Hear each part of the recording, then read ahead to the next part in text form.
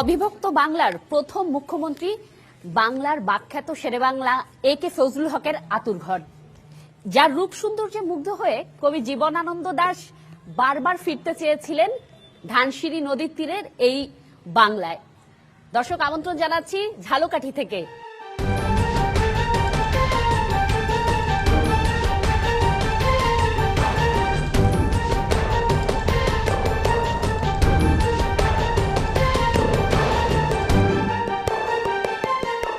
Channel 24 এর বিশেষ আয়োজন ব্যালটে বাংলাদেশের আজকের আয়োজনে আপনাদের সাথে আছি আমি জুমাতুল বিদা, এবং আজকে আমাদের সাথে রয়েছেন তিনজন অতিথি। তার আগে একটু সংক্ষেপে জানিয়ে নিব, ঝালকাঠিতে যে 2টি সংসদীয় আসন রয়েছে সেখানে মোট 25টি মনোনয়ন দাখিল হয়েছিল, যার মধ্যে 14টিকে বৈধ ঘোষণা করা হয়েছে এবং ঋণ খেলাপি হওয়ার পাশাপাশি হলফনামার যে স্বাক্ষর নেওয়া সেটির কিছু সংকট সীমাবদ্ধতা রয়েছে এবং 1% যেই সঠিকতা সেটির কারণে এটি আসলে নিবন্ধন বাকি রয়েছে। এখন পর্যন্ত 8 জনের মনোনয়ন বাতিল হয়েছে এবং 4 জনের স্থগিত রাখা হয়েছে।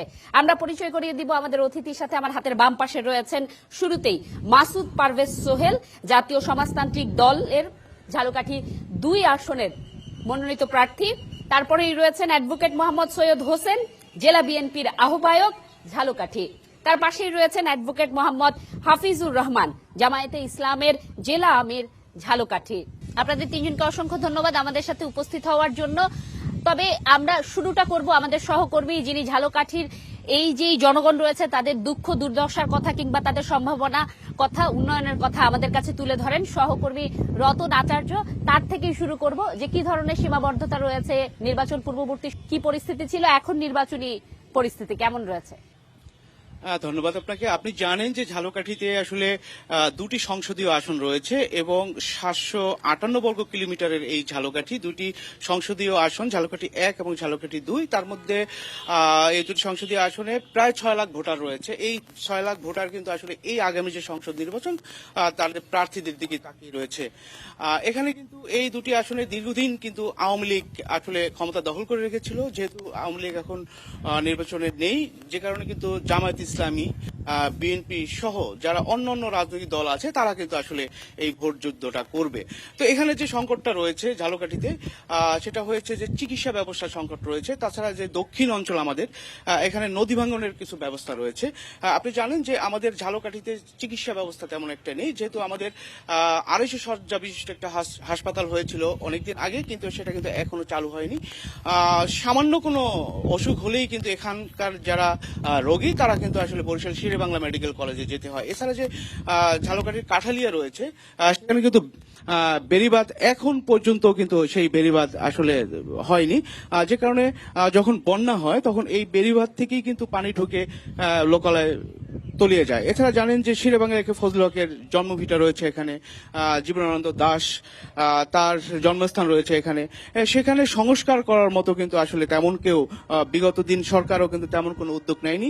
আসলে সেই স্থানীয় যে মানুষ রয়েছে তারা কিন্তু আসলে দাবি করছে তাদের স্মৃতি রক্ষার্থে এখানে কিছু করা হোক। এছাড়া আপনি জানেন যে ঝালকাঠির ভীমরুলিতে আসলে ভাসমান পেয়ারা বাগান রয়েছে এবং সেখানে এই পেয়ারা বাংলাদেশের বিভিন্ন জেলায় যায় এবং আমরা রয়েছে। এই আমরা এবং পেয়ারা আসলে দেখা যায় কিছু কিছু মৌসুমে আসলে কৃষকরা দামটা পায় না। তো এখানে যদি একটা হিমাগার করা হয় বা এই যে ফসলটা দিয়ে কিন্তু আসলে এখানকার যারা কৃষক তার জীবিকা নির্বাহ করে, তো এইখানে যদি একটা হিমাগার করা হয় তাহলে কৃষকরা দাবি করছে হিমাগার করা হলে তারা পরবর্তীতে এই দামটা ভালো পাবে।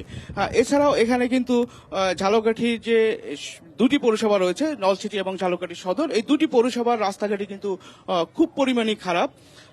বিগত সরকার আমলে যতটুকু কাজ হয়েছে তাও নিম্নমানের হয়েছে বলে জানা গেছে। তো এখানকার যে সাধারণ মানুষ রয়েছে তারা কিন্তু আসলে দাবি করছে যে এই একদম চলাচলের অনুপযোগী যে রাস্তাগুলো রয়েছে সেগুলো যেন ইমিডিয়েট আসলে সংস্কার করে দেওয়া হোক। এছাড়াও যে আরো যে সমস্যাগুলো রয়েছে, আপনি জানেন যে এই ঝালকাঠিকে কিন্তু আসলে দ্বিতীয় কলকাতা হিসেবে ধরা হয় ব্যবসা বাণিজ্যের দিক থেকে। এখানকার যে ব্যবসায়িক যে যারা রয়েছেন, যে আড়তগুলো রয়েছেন, এখানে মালগুলি কিন্তু বাংলাদেশের বিভিন্ন অঞ্চলে যায়। তারাও কিন্তু আসলে দাবি করছেন যে আসলে রাস্তাঘাট যদি ঠিক থাকে তাদের মালগুলো আনা নেওয়ার জন্য তারা সুবিধা পাবে। এছাড়া আপনি জানেন যে ঝালকাঠিতে যেহেতু এটা ব্যবসায়িক একটা পয়েন্ট, যে সে কিন্তু আবাসনের একটা সংকট রয়েছে। মোহাম্মদ ওয়াটার ট্যাঙ্ক, যা পানিকে রাখে শতভাগ বিশুদ্ধ। এন মোহাম্মদ ওয়াটার ট্যাঙ্ক, বিশুদ্ধ পানির ব্যাগ। ঝালকাঠিতে ভালো একটি কিন্তু হোটেল নেই।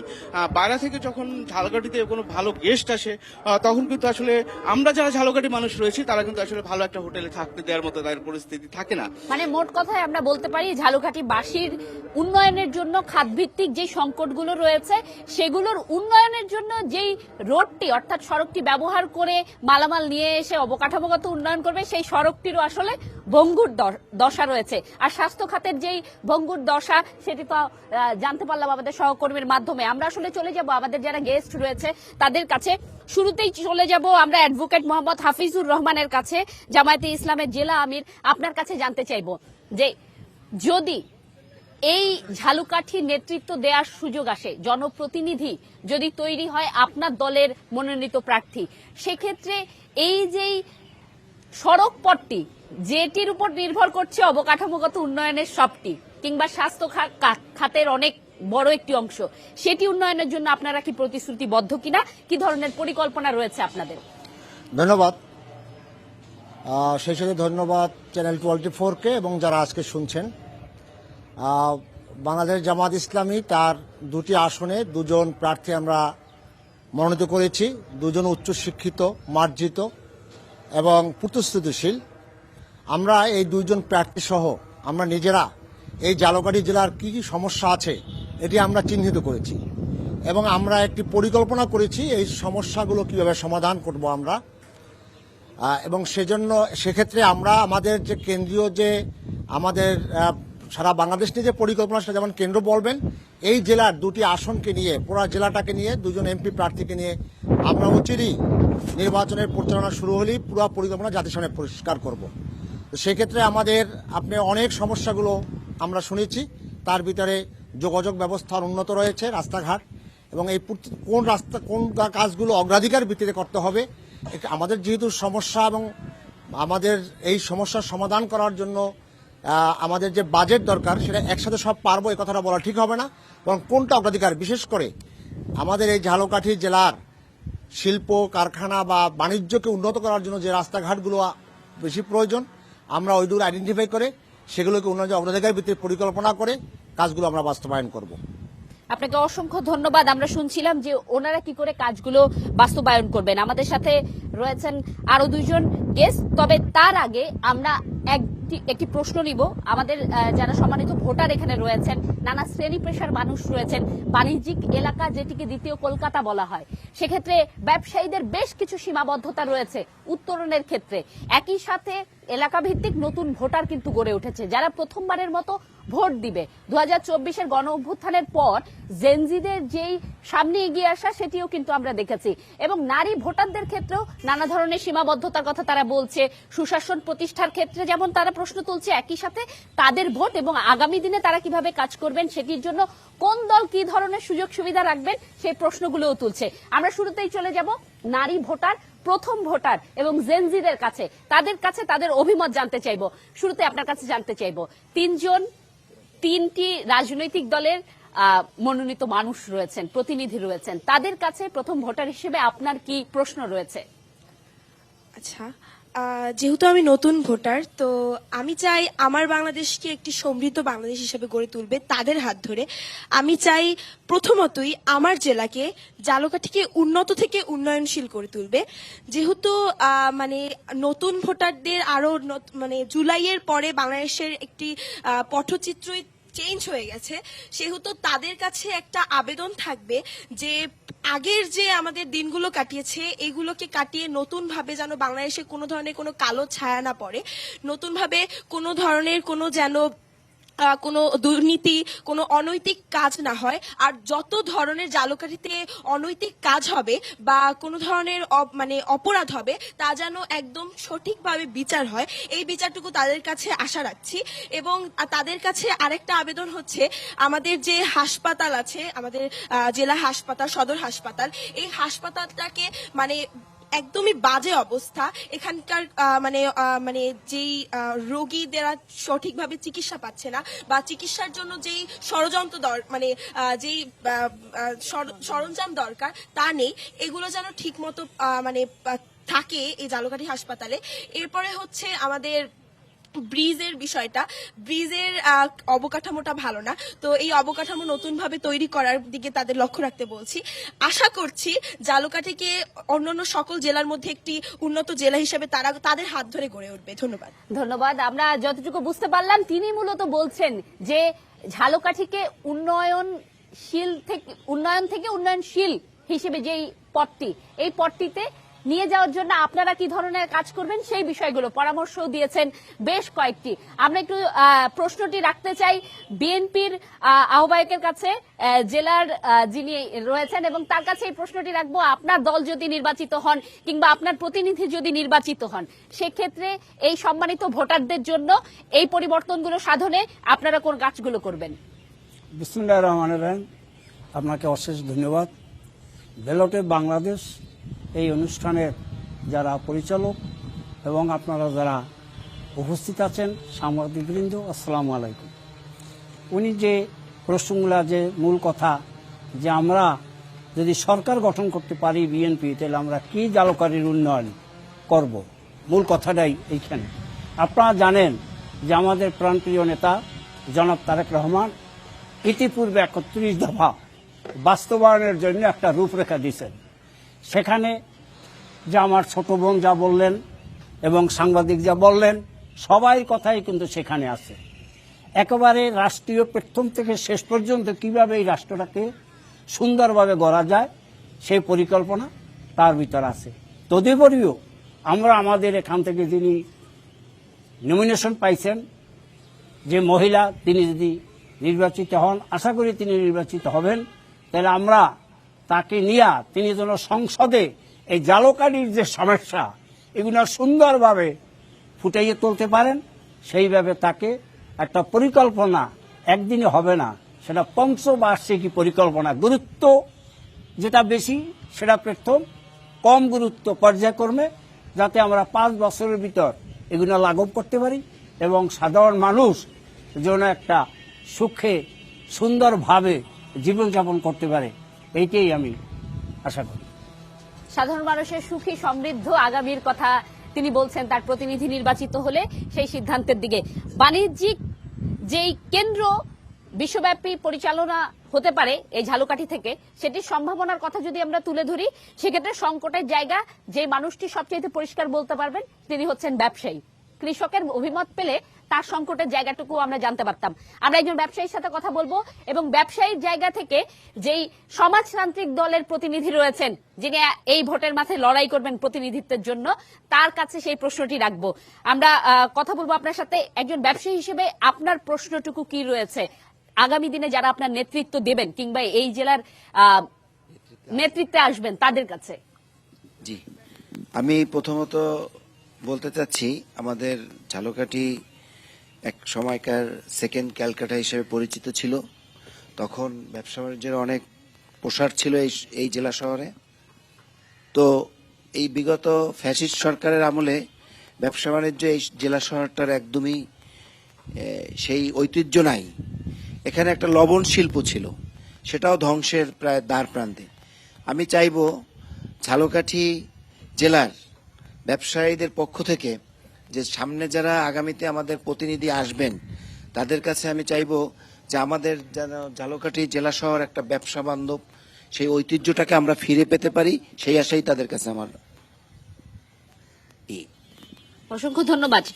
যদি সংক্ষেপে বলি, সেক্ষেত্রে তিনি আসলে ব্যবসায়িক বান্ধব একটি পরিবেশের কথা বলছেন, যে পরিবেশের আওতায় তারা যারা ব্যবসায়ী রয়েছেন এবং এই ব্যবসায়ের সাথে যুক্ত যারা কৃষক রয়েছেন এবং এই ব্যবসায়ের সাথে যুক্ত যারা পরবর্তীতে কাঁচামাল হিসেবে ব্যবহার করে অন্য কোনো ব্যবসায়ের সাথে জড়িত হয়, তাদের পরিবেশ এমন হোক যেটি তারা আসলে খুব সহজে কাজ করতে পারে। সমাজতান্ত্রিক দলের প্রতিনিধির কাছে প্রশ্ন তার, যে কিভাবে আসলে আপনি কাজ করবেন তাদের জন্য। ধন্যবাদ। সর্বপ্রথম আমি ধন্যবাদ জানাচ্ছি চ্যানেল 24-কে এত সুন্দর একটি প্ল্যাটফর্ম তৈরি করে দেওয়ার জন্য, যে আমরা সরাসরি যেন আমরা আমাদের শুধু আমার দুই উপজেলা নয়, পুরো বাংলাদেশের মানুষকে যেন আমরা জানাতে পারি, এই জন্য আমরা চ্যানেল 24 কে ধন্যবাদ জানাচ্ছি। তারপর ধন্যবাদ জানাচ্ছি আমার ঝালকাঠি 2 আসনের নলছিটি এবং ঝালকাঠি সদর উপজেলার প্রত্যেকটা জনগণকে, প্রত্যেকটা ভোটারকে, তাদেরকে আমি অনেক অনেক কৃতজ্ঞতা প্রকাশ করছি এবং তাদের কাছে আমি আমার যে দুইটা বিষয়ের উপর ভিত্তি করে আমি মূল ফোকাস দিয়ে, আমি যদি আমার নির্বাচনী ইশতেহারের কথা চিন্তা করি তাহলে দুইটা বিষয়ের উপর আমি প্রাধান্য দিয়েছিলাম, কিন্তু সাথে আরো কিছু বিষয় ছিল। এবং আমাদের সম্মানিত ভোটার যিনি ব্যবসায়ী ভাই একটা কোশ্চেন করেছেন যে শিল্পায়নের ব্যাপারে, আমার প্রথম উদ্দেশ্য এবং লক্ষ্য হচ্ছে দখলবাজ ও মাদক মুক্ত সমাজ করা। এটা হচ্ছে আমার প্রথম লক্ষ্য। দ্বিতীয়ত হচ্ছে, আপনারা জানেন যে একটা জেলা বা একটা শহর ওই অত দ্রুত ডেভেলপের দিকে চলে যায় যখন ওই জেলাতে বা ওই শহরে যত বেশি শিল্প কারখানা গড়ে ওঠে। যত বেশি শিল্প কারখানা গড়ে উঠবে তত বেশি কর্মসংস্থানের তৈরি হবে, তত বেশি লোকজন কাজের সাথে ইনভলভ হবে এবং আমরা যে আড্ডাবাজি বা যে বিষয়গুলোর উপর ভিত্তি করে আমাদের যুব সমাজ আস্তে আস্তে ধ্বংসের পথে চলে যাচ্ছে, ওইখান থেকে উন্নতি লাভ করতে পারবে। এবং সেই প্রেক্ষিতে আমার পার্সোনাল একটা সার্ভে টিম আছে যেটা অলরেডি তারা কাজ করছে আমার এই আসনের কি কি সমস্যা বা কোন কোন বিষয়ের উপর নিয়ে আমাকে ফোকাস করা দরকার। আপনি জানেন হয়তো বা যে আমি আসলে ঢাকা থেকে, আমার বাবা দীর্ঘদিন ঢাকা 18 থেকে নির্বাচন করে এসেছেন এবং আমার লিডারও ওইখানে ক্যান্ডিডেট ছিলেন, যার ফলে আমাকে লিডার এখানে আমাকে পাঠিয়ে যে তুমি তোমার এলাকার জন্য যাও, যার কারণে আমি এখানে আসলাম। আমি আমার এই এলাকাকে নিয়ে ভাবতে চাই, এখন আমার ঝালকাঠি 2টাকে কিভাবে সাজাতে চাই, কিভাবে সাজাতে পারবো এবং পুরো সমাজ না, শুধু আমি পুরো বাংলাদেশে একটা মডেল হিসেবে আমার জেলাটাকে দেখতে চাই।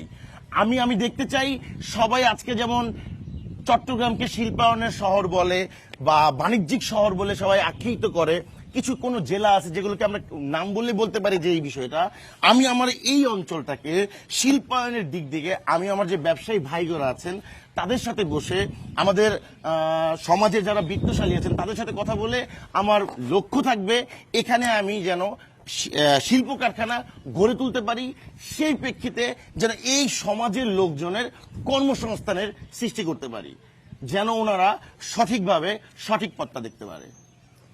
সারমর্ম হিসেবে আসলে আমরা বলতেই পারি যে উনি দুর্নীতি, একই সাথে মাদক বিরোধী একটি সমাজ গঠনের কথা বলছেন, যেখানে আসলে আগামীর প্রজন্ম নিরাপদে বেড়ে উঠবে এবং যারা আমাদের বয়োজ্যেষ্ঠ রয়েছেন তারাও আসলে নিরাপত্তার সাথে আগামী দিনগুলো কাটিয়ে দিতে পারবেন। আমরা প্রত্যেক প্রতিনিধি যারা প্রার্থীর পক্ষে এসেছেন এবং প্রার্থীর মুখ থেকে কিন্তু তাদের প্রতিশ্রুতির একটি অংশ জানতে পারলাম যে তারা কি ধরনের পরিকল্পনা করছেন ঝালকাঠিকে নিয়ে। প্রার্থীরা সরাসরি উত্তর দিচ্ছিলেন যারা ভোটার রয়েছেন তাদের। আমরা আবার যাব ভোটারদের কাছে, আমরা প্রথম ভোটারের কাছে যাব এবং প্রথম ভোটারের যে প্রতি আকাঙ্ক্ষা রয়েছে সেই আকাঙ্ক্ষার কথা জানবো এবং তার কি প্রশ্ন রয়েছে এখানে থাকা অতিথিদের কাছে সেই প্রশ্নটি নিব।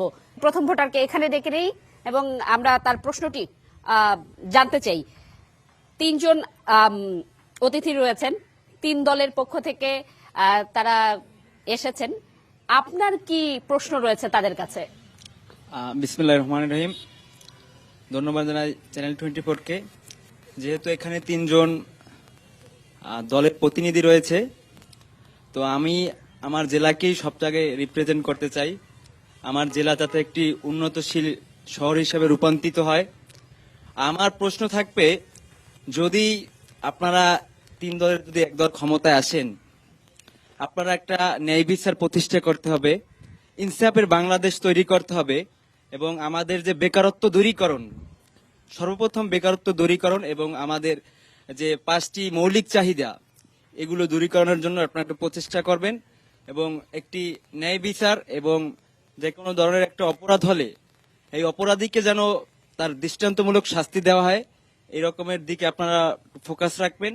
এবং যেহেতু আমি নতুন ভোটার, তো ভোট হচ্ছে একটি কাগজ নয়, ভোট হচ্ছে আমার ইনসাফের বাংলাদেশ তৈরি করা, আমার শক্তি তৈরি করা, আমার অনুপ্রেরণার মাধ্যমে নতুন বাংলাদেশ বিনির্মাণে আমি সর্বদা চেষ্টা করব এবং রাজনৈতিক দল হিসাবে আপনাদের কাছে দাবি থাকবে একটি নতুন বাংলাদেশ বিনির্মাণে আপনারা সর্বোচ্চ চেষ্টা করবেন। ধন্যবাদ আপনাকে।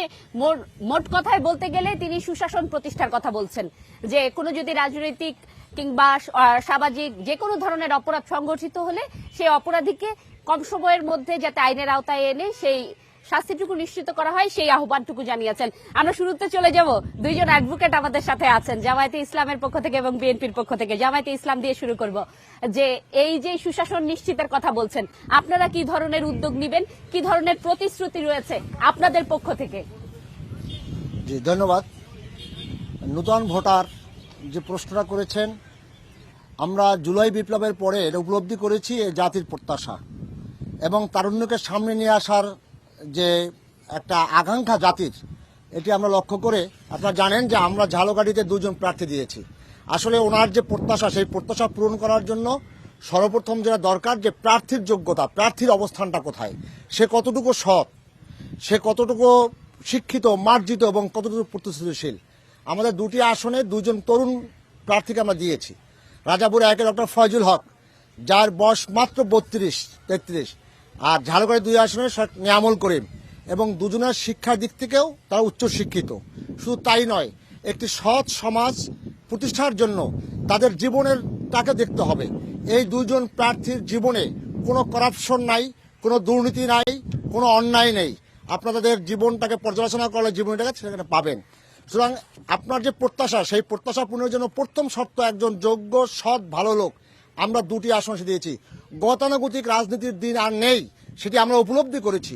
আমাদের সম্মানিত আমির ডাক্তার শফিক পরিষ্কার বলেছেন, তরুণরা জেগে ওঠো, তোমাদেরকে আমরা সামনে রাখতে চাই। এবং সেই ক্ষেত্রে গোটা বাংলাদেশের প্রার্থীর ক্ষেত্রে তারুণ্যকে আমরা প্রাধান্য দিয়েছি। আমার দ্বিতীয় কথা হচ্ছে যে ইনসাফ এটি করতে হলে গোটা সমাজের মানুষের মধ্যে সে আকাঙ্ক্ষা তৈরি করতে হবে। আমরা গোটা বাংলাদেশের মানুষকে ঘুরে ঘুরে দেখিয়েছি এবং ঘোষণা দিয়েছি, আমরা ক্ষমতা যেতে পারলে দুর্নীতি বন্ধ হবে, অন্যায় বন্ধ হবে, চাঁদাবাজি বন্ধ হবে, সব আমরা এটা আগে বন্ধ করব। আর সেই বন্ধ করার জন্য আমরা আজ এর থেকে মুক্ত থাকব, সেই প্রতিশ্রুতি দিয়েছি। আজকেও আমরা সেই প্রতিশ্রুতি দিচ্ছি। বাংলাদেশে 5ই আগস্টের পরে আমাদেরও দুর্নীতি করার, অন্যায় করার সুযোগ ছিল, আমরাও কিছু টাকা পয়সা কামাই রোজগার করতে পারতাম, কিন্তু এমন কোনো প্রমাণ, এমন একটি দৃষ্টান্ত অন্তপক্ষে দেখানো যাবে না যেখানে আমাদের জামাতের প্রার্থী কিংবা তার সাথে আমরা যারা রয়েছি তারা অংশগ্রহণ করেছি।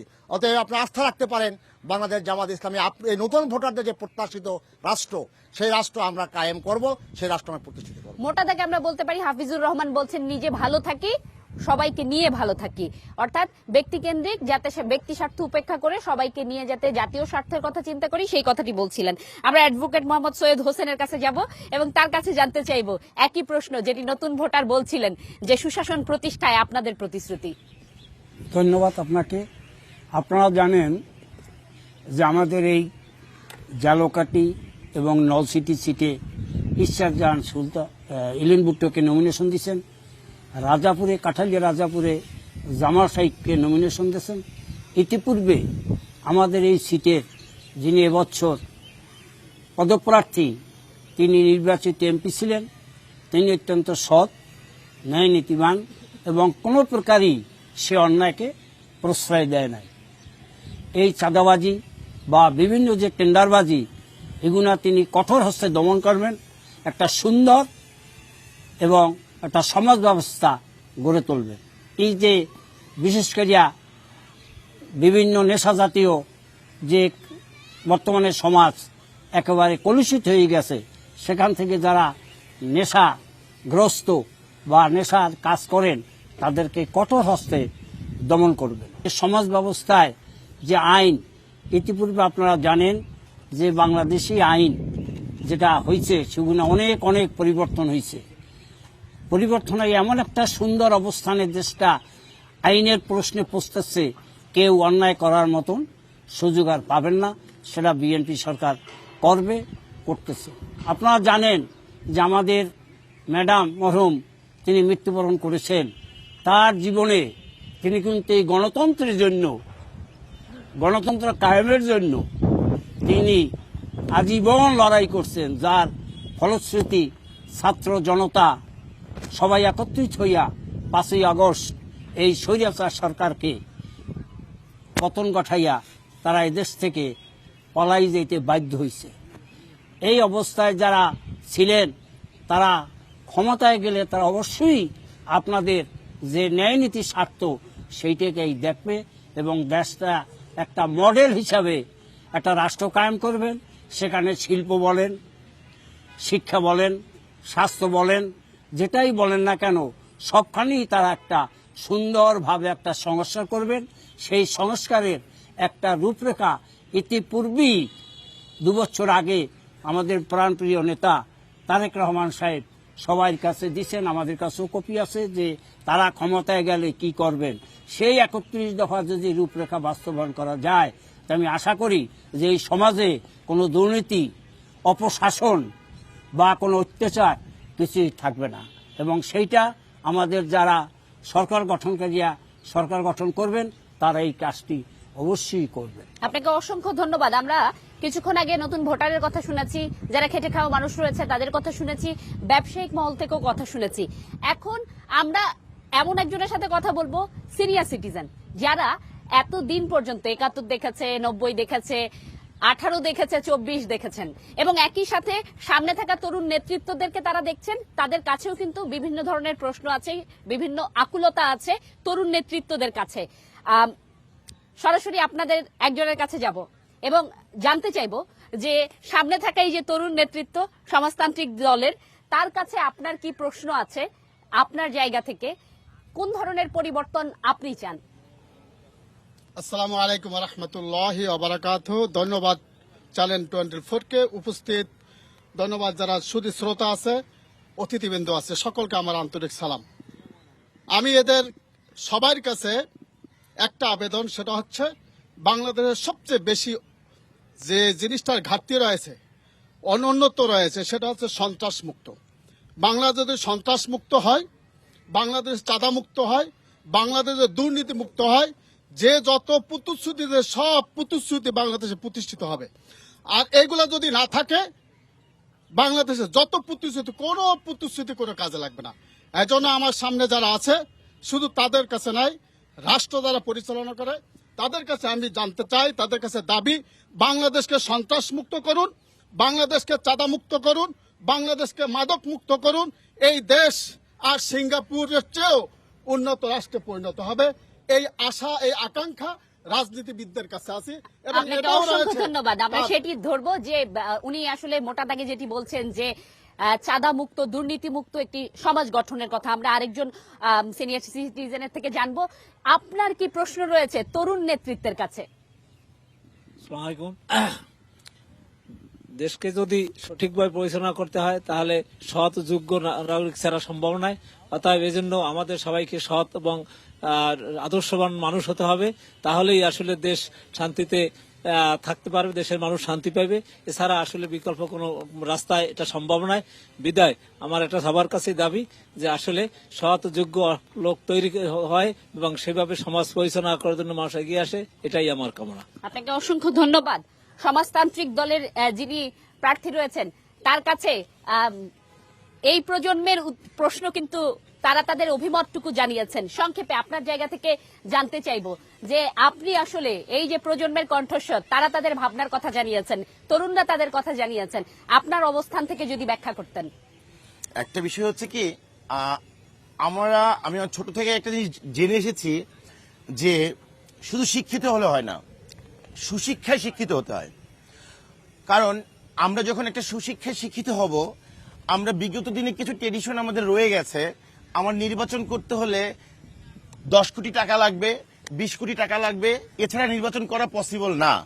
বাট আমি একটা রোল মডেল দেখিয়ে দিতে চাই যে আমাকে যেমন নির্বাচন কমিশনার থেকে যেই অ্যামাউন্টের টাকার কথা বলা হয়েছে খরচ করতে পারবো, আমি সেই টাকা প্রতিনিয়ত কোথায় কোথায় খরচ করছি সেই রোডম্যাপ সহকারে আমি আমার যে ভেরিফাই পেজ আছে সেখান থেকে আমি পোস্ট করবো, এবং আমার ইউনিয়ন থেকে শুরু করে প্রত্যেকটা জেলা এবং আমার যে প্রত্যেকটা ইউনিয়ন পরিষদ আছে এবং পৌরসভা আছে, তারা সবাই দেখতে পারবে যে আমি কোথায় কোন টাকা খরচ করেছি।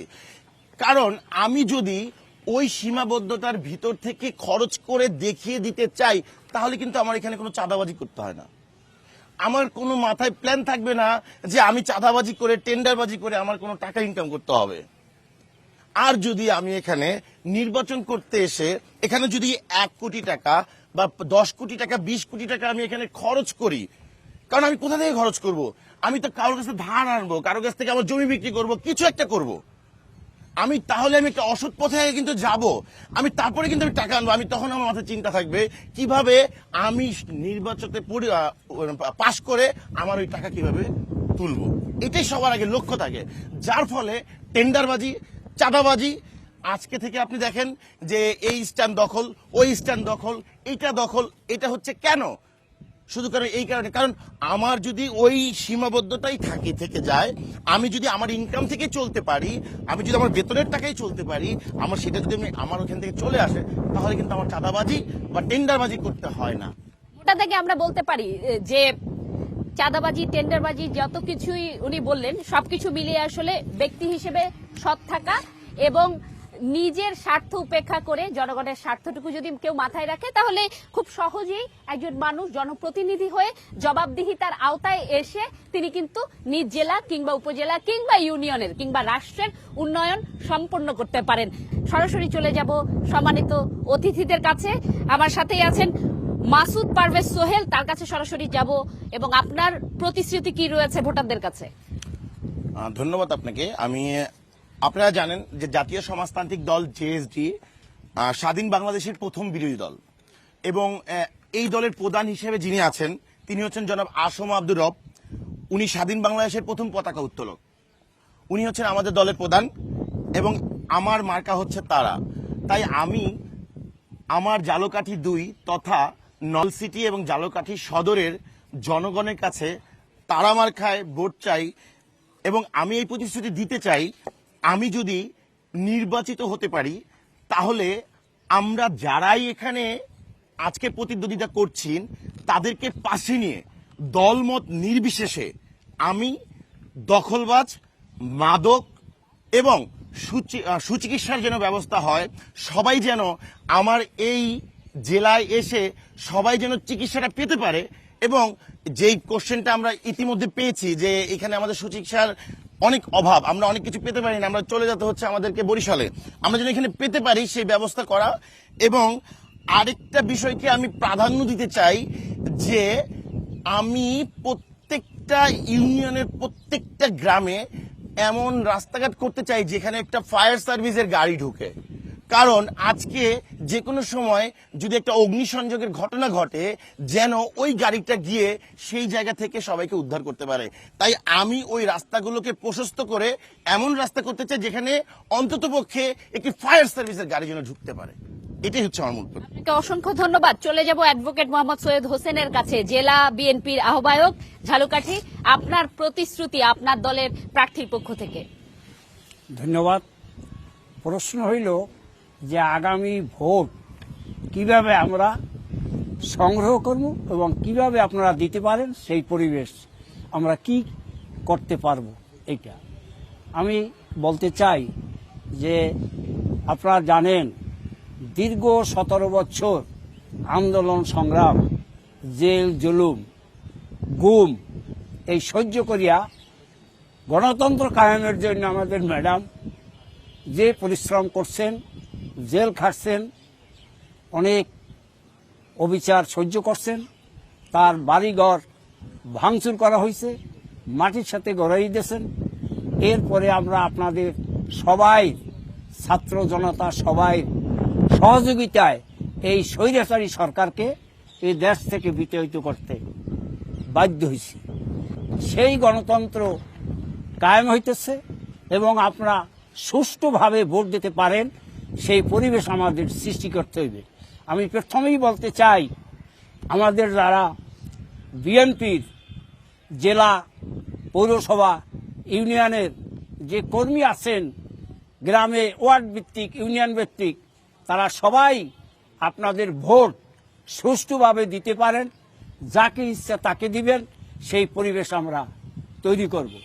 এবং আমরা আপনাদের বাড়ি বাড়ি যাইয়া যদি কেউ ভোট আসতে অনীহা করে তাকে আমরা সেখানে উপস্থিত করব, যাতে দীর্ঘ 17 বছর পর তার মূল্যবান ভোটটা তিনি দিতে পারেন। আর যারা 17 বছরের ভিতর ভোট হয়েছেন, এই তাদের প্রথম ভোট দেওয়ার সুযোগ তাদেরকেও আমরা উদ্বুদ্ধ করব যে আপনারা ছাত্র থাকেন, যুবক থাকেন, যে আপনারা ভোট এই মতো প্রথম হয়েছেন, আপনারা আসেন, ভোট দিয়ে যান।